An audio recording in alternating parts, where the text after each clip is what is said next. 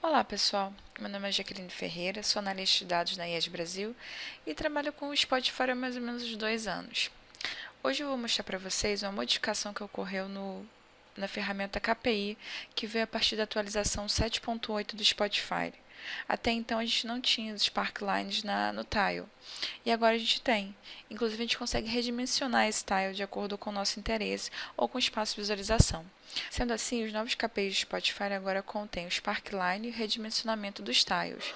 Além disso, nós vamos ver novamente como calcular uma coluna, que está incluído na instrução, e uma função over também, como vamos utilizar.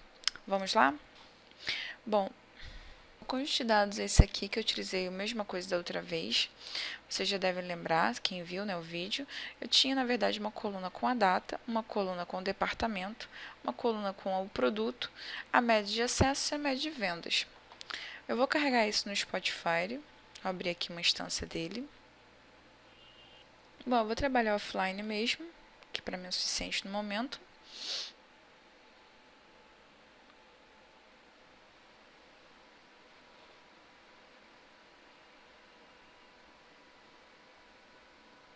Eu vou clicar arrastar aqui para dentro do Spotify a minha planilha, que é a minha base de dados.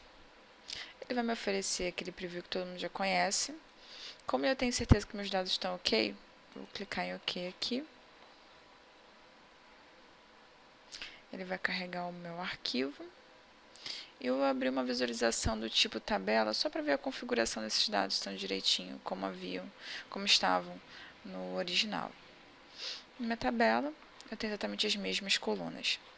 Bom, para começar, eu vou inserir uma coluna calculada, que vai ser a taxa de retorno em função da média de vendas sobre a média de acessos.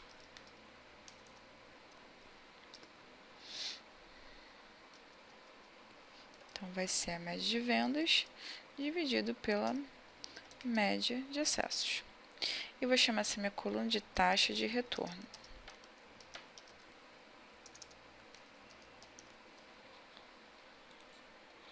Aqui no meu preview tem uma noção de como se comporta essa taxa.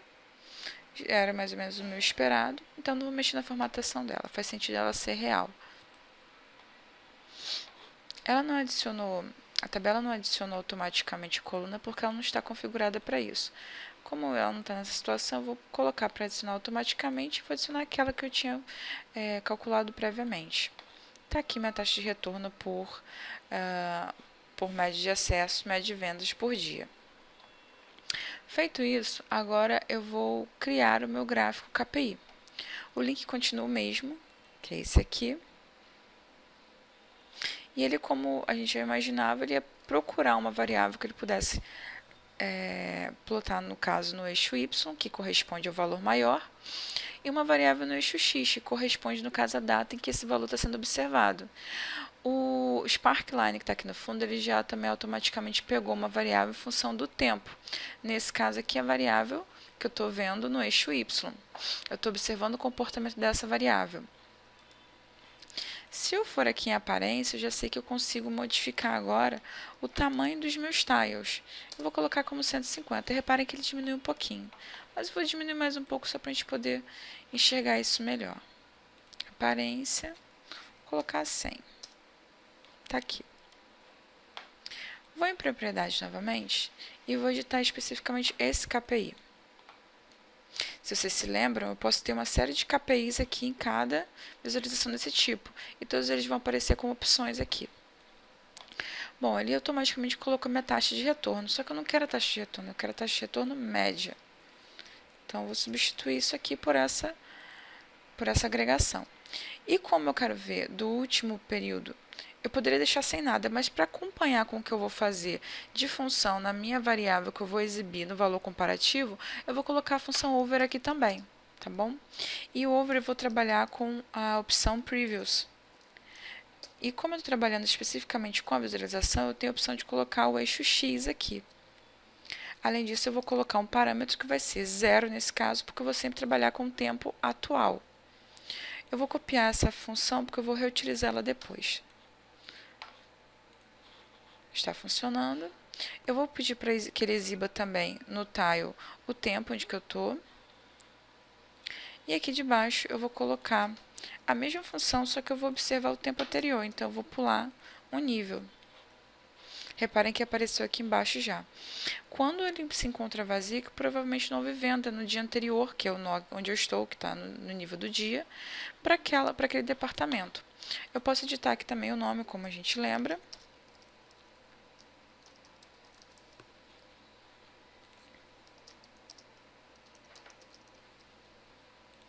E o mesmo eu farei para o de cima.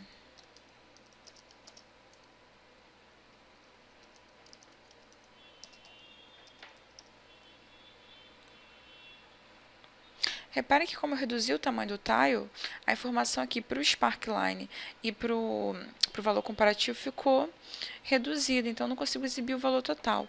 Por isso eu vou voltar para a minha aparência e vou aumentar o meu espaçamento aqui dos tiles. Assim fica melhor, né? Então, vamos lá. Na aparência, eu tenho a opção agora de exibir ou não o meu Sparkline. Se eu não exibir meu Sparkline, ele vai ter a mesma configuração que tinha o KPI anterior. Mas já que a gente tem a opção agora, vamos utilizar para ver como é que é. Além disso, também vale as opções de múltiplas escalas, para a gente ver a variação de cada conjunto. E também eu posso botar a escala lateral da variação. Tá?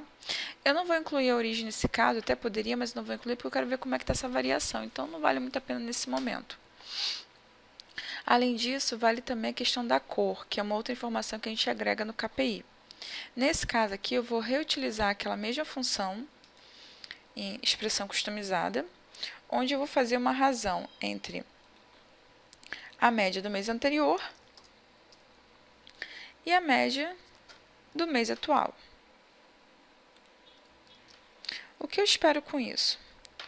Se esse valor for superior a 1, é sinal de que o meu mês atual obteve vendas melhores do que o mês anterior, ou, enfim, o nó anterior, né? E se for menor do que 1, então foi inferior à venda anterior. Eu vou colocar com valores fixos e vou adicionar regras. Nesse caso aqui, tudo que for maior ou igual a 1, eu vou dizer que está verde porque foi um desempenho melhor do que o anterior. Tudo que estiver entre 90% do meu valor anterior e o meu valor igual, eu vou colocar como amarelo. E tudo que for inferior a essa possibilidade, ou igual, né, eu vou colocar como vermelho, ou seja, inferior a 0,9. Ele se encontra cinza nesse ponto porque o que acontece? Ele não tem valor para o nível anterior. Então, com valores vazios, ele coloca cinza. Eu vou colocar branco, que eu acho que é melhor de visualizar. Vou fechar isso aqui e vou ver como é que é o resultado final do meu KPI. Bom, pessoal, é isso. Espero que tenham gostado da novidade. Se vocês gostaram do vídeo, por favor, deem um joinha, deixe seus comentários, suas dúvidas, que nós adoramos, e inscrevam-se no canal. Até o próximo vídeo. Tchau, tchau!